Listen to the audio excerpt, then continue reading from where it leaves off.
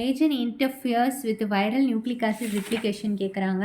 இதுக்கு ஆன்சர் வந்து பார்த்தீங்க அப்படின்னா அசைக்ளோவிர்.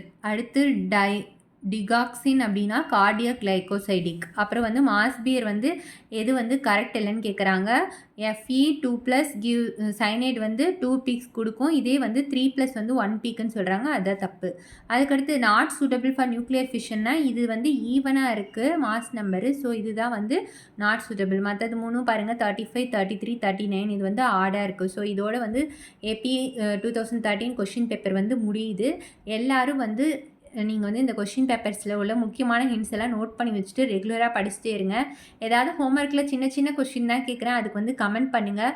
நோட்ஸ் எழுதி வச்சு கண்டினியூஸாக படிங்க. எதை படிக்கிறது என்ன படிக்கிறதுன்னு கேட்காம இருக்கிறது வந்து யூஸ் பண்ணி டைம் வந்து படிச்சுட்டே இருங்க. இன்றைக்கி தேதி 1 ஆயிடுச்சு. இன்னும் 29 டேஸ் தான் இருக்குது. நமக்கு 3 எக்ஸாம்னு ஜூன் 3 எக்ஸாம்